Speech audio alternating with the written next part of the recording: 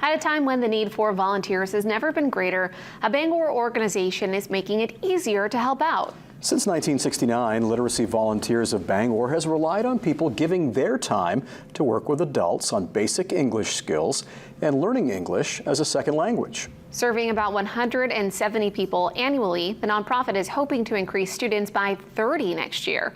To meet this need, they changed their tutor certification program to make it as accessible as possible. They're shifting their in-person classes to hybrid and will soon allow completely online learning. There's no travel time and classes are 35% shorter than before.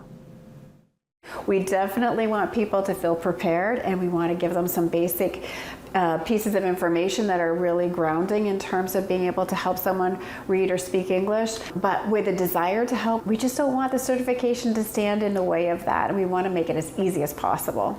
There's nothing like seeing that moment in which somebody looks at you and says, "Oh, you mean that means this? Oh, I used that word the other day. Oh my gosh." There's nothing like it. Tutor certification classes begin October 16th and run for about a month. You need a high school diploma and must be 18 or older. For more information, you can visit lvbangor.org.